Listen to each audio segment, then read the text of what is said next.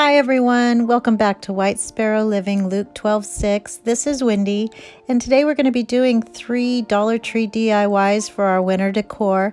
And I had some people asking to get some better instructions on how to make the rose I did in my last video. So I had to come up with an idea that would incorporate another rose. And so we're going to be covering this Bible, and then I'm going to use the white car chamois to make the rose.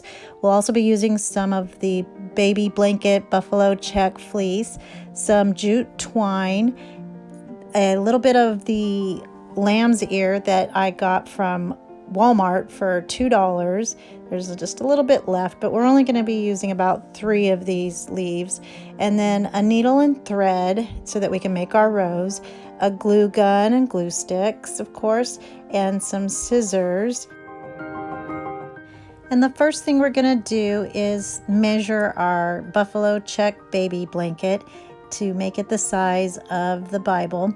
And I went ahead and wrapped the inside all the way so that you can't see any of the inside flap. Now, when I did this, I should have done it a different way. And a lot of you probably remember back in the day when we would cover our books for school and how you would make the flap be able to slide into the inner portion of the cover. Well, I didn't do that. I glued it all the way down, and so I tried to fix it later on, but it turns out it was just a little bit flatter if I did it the way that I did do it by gluing it all the way down, and you'll see here what I mean in a second. So after I glued both sides to make it the width of the book, I just glued inside of the inside flap and then just pulled it down. So the other option would have been to leave that in portion unglued so that it could slide over that inside flap. So if that makes sense. But anyway, so do it whichever way you want, but that's really not the point of this DIY, although I love it. But you can see here how it's a little fatter when I did slide it in there. So I just took some of the jute twine and wrapped it around about 3 or 4 times and then tied a little bow at the top. And then now I'm going to start making my fabric rose. And so I'm going to slow it down so that you guys can actually get an idea of how to make it step by step. So the first thing I did was cut a piece off of the chamois, and it's about 2.5 inches wide. And then I'm going to take my needle and thread and double it over and put a knot in the end. And then just starting at the very end and going in and out, threading it through about 1/4 inch up from the edge. I'm just going to do this all the way across to the very end. So my needle's a little bit long, which helps, but it's also kind of dull, which doesn't help. But every 5 or 6 stitches, I'm going to pull it through so that I can keep moving it onto the thread, and then I'll just keep going this same way until it gets to the end. Now, when you get to the end, you're going to pull it, but be very careful that you don't break the thread. And then at the beginning, which is actually the end, I'm going to start twisting from the bottom inside or towards itself, and that's going to be the very middle part of our rose. And then once I have it twirled in a little bit, I'm going to stitch take a small stitch and hold that together, and then continue wrapping it and then stitching every now and then. Now, as you get farther along in this rolling portion, it's going to get real thick at the bottom. So you have to kind of push that needle with everything you've got. And the way I get it through is I push it onto my work surface and let the table push it in through you. Now, if it's your dining room table, make sure you have something like a cutting mat or something so it doesn't hurt it. But this way it gives you a little bit more ability to get it through all those layers of fabric. Now this microfiber material that we're working with is a lot thicker and more dense than the baby blanket, so it was a little bit harder, and I'm going to have to do things a little bit different, but the whole idea or the basics of it and how to make the rose is generally the same. So then once you get to the end, I'm going to fold over the end of the fabric into itself just to give it a finished edge and kind of just to make it look like the end of a rose or one of the petals. And then I'm going to take some small stitches and stitch it up the side, probably about 3/4 of the way. And then I'm leaving some of it so that it can be folded over in the end. And so once I do that, I'm going to tie it off with a knot, and you just want to thread it through once and then leave a little loop at the end before pulling it all the way through, and then put your needle back through that loop and pull it, and then do that twice, and that'll give you a knot so it won't come out.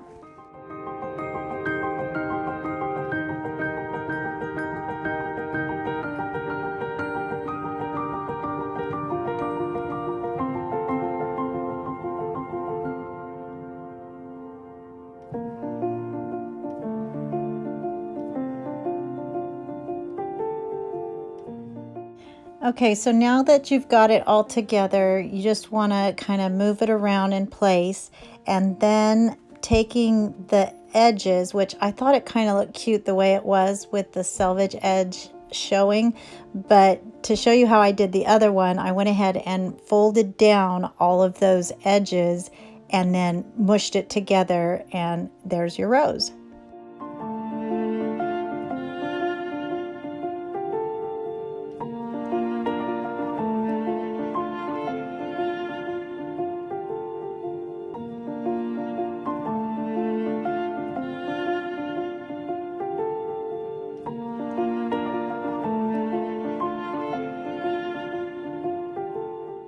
Now, because this was so thick and it was a thicker fabric, this part I didn't do on the other rose, but I put a piece of jute twine around the bottom edge and tied it real tight, and then I'm going to cut off that bottom portion because it just stuck up too far because it was such a thick fabric.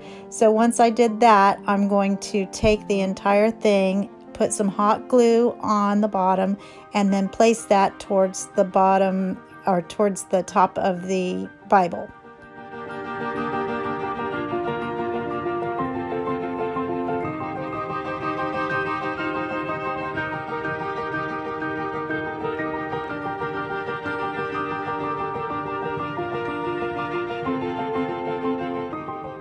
Now that the rose is on there, I'm going to take about 3 of the leaves of the lamb's ear. I'm going to put 2 on one side and 1 on the other, just like in the Let's Stay Home and Snuggle.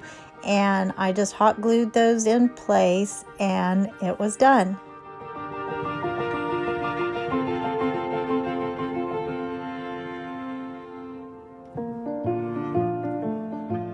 So as you know, most Bibles come with that little piece of ribbon to act as the placeholder or bookmark, but I wanted to go ahead and add a little piece of ribbon from the Dollar Tree, this burlap ribbon, and so of course we had to dovetail it, and I just doubled it over so that you can actually keep 2 places in your Bible. I cut off the ribbon that comes with it and then just stuck it in a couple of different books, and I went ahead and marked Luke 12:6, and so I made that be the placeholder for the bookmarker, and then just rewrapped the twine around it, and I think it turned out really cute. And again, it was just to kind of show you how to make the rose again, since I didn't do a really good job of explaining it last time. But I am going to include the link to that video in case you missed it in the description box below. So in going with our theme of keeping warm and cozy in our winter decor, what better way to do that than to snuggle up with a book, and what better book than the Bible from the Dollar Tree?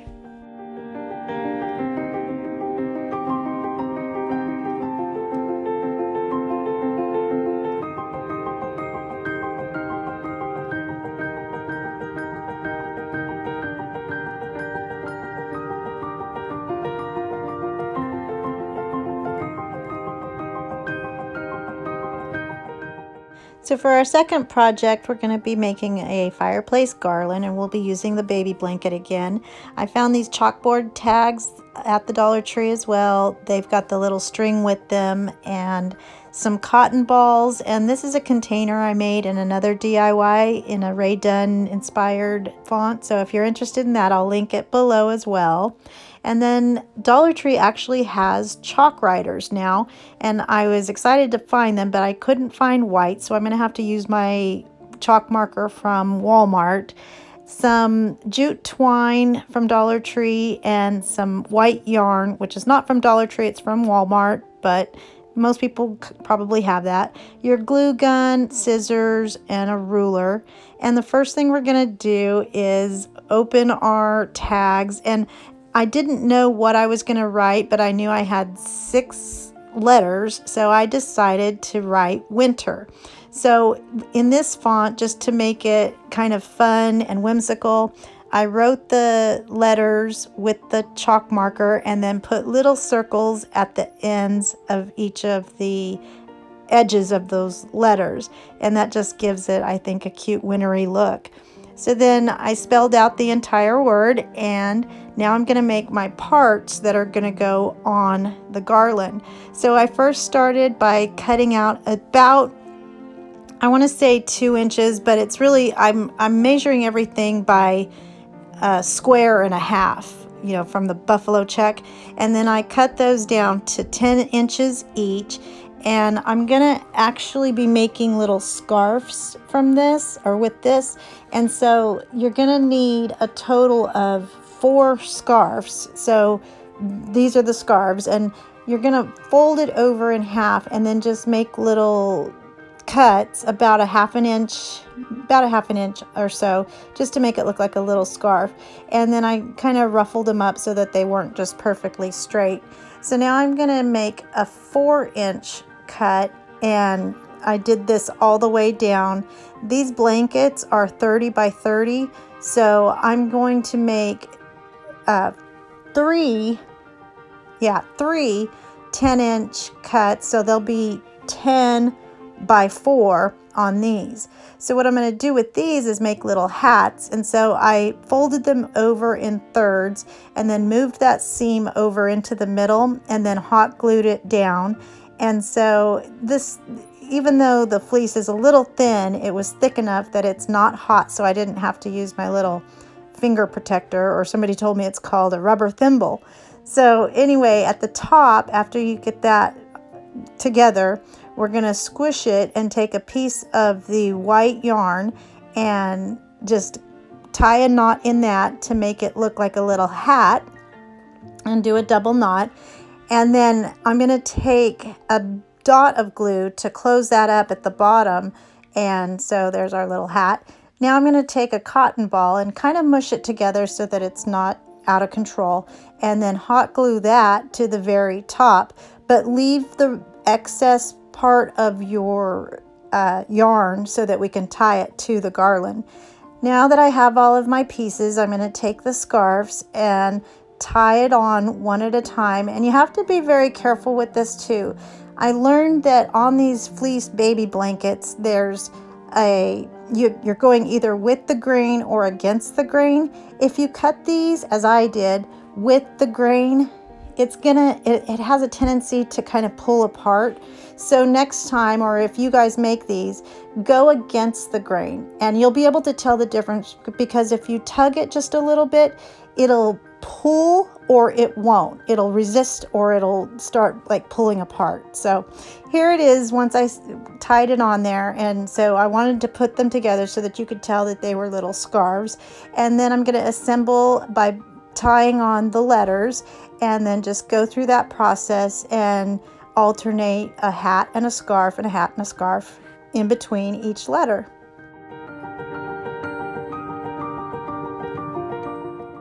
So after I got all of my pieces attached to the jute twine, I decided to make some pom-poms. So taking my white yarn, I wrapped it around 3 fingers, a total of 50 times, and then put a piece of yarn around the entire wrapped portion, and then tied that in a knot and pull it really taut so that it's all skinny in the middle and fat on the ends. And then taking my scissors, I went in between the loops and then just cut them all apart. And you can tell if you miss any just by taking the blade of your scissors and, you know, feeling around to see if there's any left uncut. And so then you're going to give it a haircut and make it a little more rounded. And then I just added 2 to each end with a scarf in between.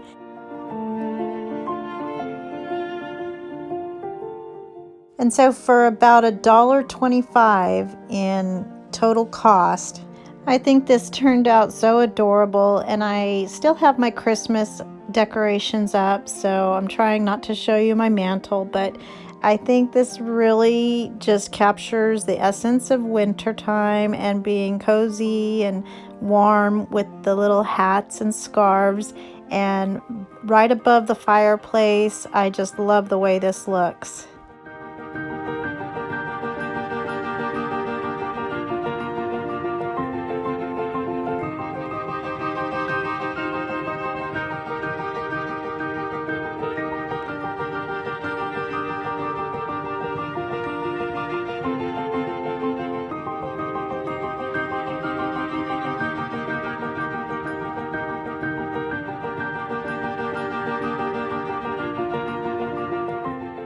So for our final project, we're going to be again using the fleece baby blanket in the buffalo check, the microfiber cloth that you find in the automotive section at Dollar Tree, 3 of these fishbowl round glass vases, and we'll be stacking these on top of each other to make a snowman, and then a Dollar Tree candle holder, the ones that you guys have seen a million times, some chenille stems, a random jar lid that I had on hand, and I ended up not using the little cotton piece there, but a package of the Epsom salt. I'm also not sure which colors or way I'm gonna do the face of the snowman, so I just threw everything out there and I'll use whatever works best. And then we'll also be using the Silhouette Cameo 3, and so some scrap black matte vinyl, my weeding tool and scraper, and the transfer tape that I get from Dollar Tree. So the first thing we're going to do is get our little vases ready. So I just cleaned them out, and then on these it was nice to be able to just take the stickers off and there was no residue or anything, so that made it easy. And then I'm going to fill all 3 of the vases with Epsom salt, which I think looks like beautiful snow, and it actually smells good too. So I think that's a great find. Plus you get a little bit more than you would in the regular snow. So taking my E6000, I'm going to carefully go around the very narrow lip of the vase after I've already filled it, and then put the hot glue on there. Now you wouldn't do this unless you're impatient like me and needing to get it done quickly so that the hot glue will make it hold right away. But if I was more patient and when I wasn't doing a video for everyone, I would just do the E6000. So now I'm going to take a 12 by 12 piece of the buffalo check baby blanket, and I'm going to run a bead of glue all the way down, and then take my chenille stem and my little rubber thimble, which helped greatly, and push that down into the glue. And I'll do that 3 times. And this is going to give us the ability to make the little snowman hat stand up and be formed and shaped however we want it. I ran out of glue, and so the trick is to add a dot of glue at the end of your glue stick before sticking it in there, and it will stay in place. So now I'm going to glue that entire piece of fabric to the round part of the jar lid, and so that's going to be kind of our base. That's going to be the base of the hat, but none of that will show in the end, as you'll see. So now I'm going to glue that piece together so that the entire hat is together.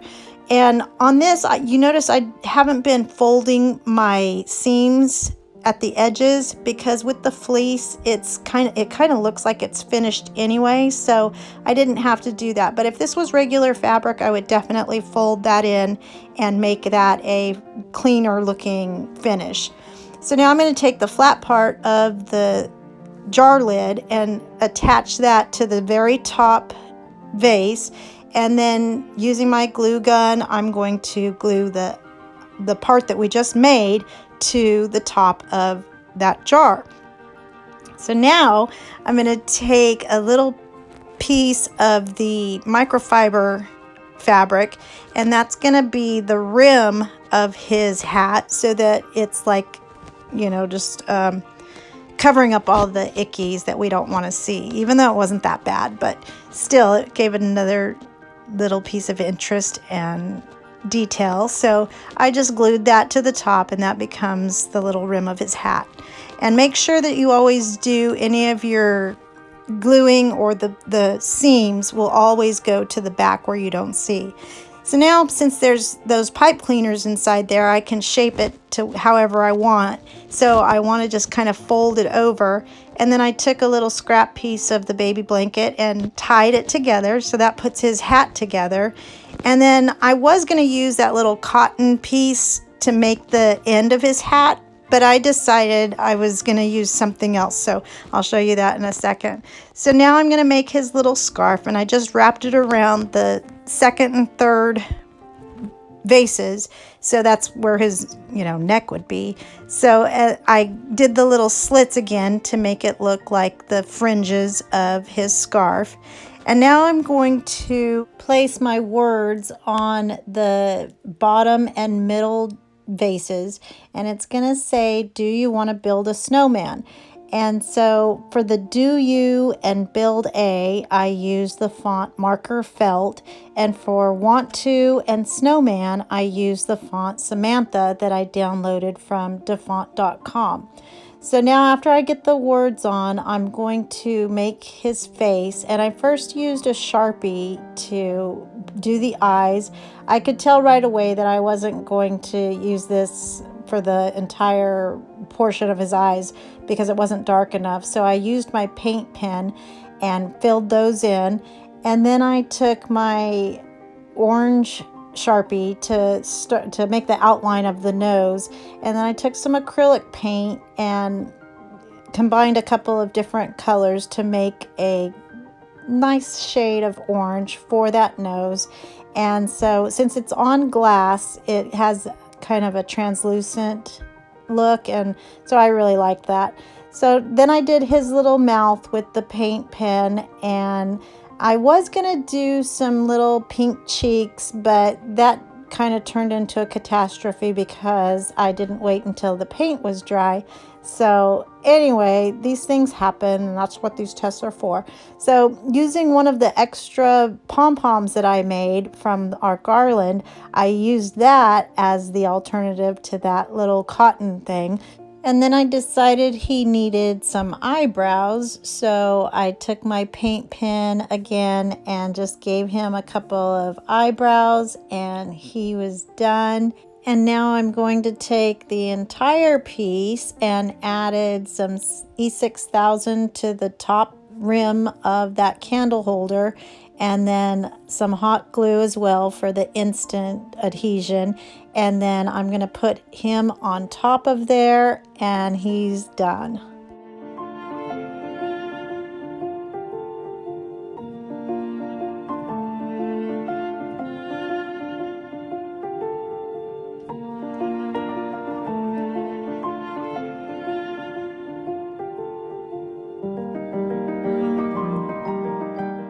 So here he is, and I'm probably going to be putting him on my mantle, but because it's still filled with Christmas, I'll have to wait. So in the meantime, I put it on our table. I used a Dollar Tree runner and a couple of books, and on top of that, some greenery and pine cones. And then you see the little snowballs in front of him. I got those at the Target dollar spot. It was a pack of 8. And I just think he looks really cute. and for a total of $5.50, I think that's a pretty good deal.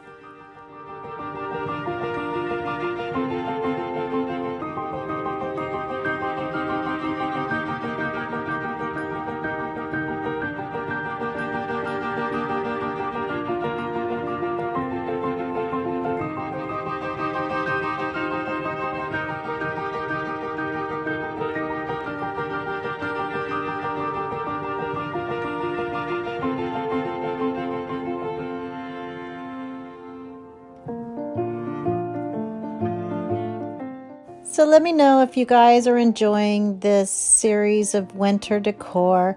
I know Valentine's is coming up very quickly, and I'm excited to get started on that. I have one more winter decor video coming out in the next couple of days.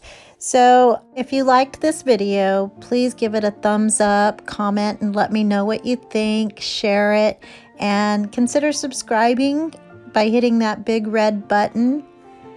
I hope everybody has a blessed day, and remember to always be the light.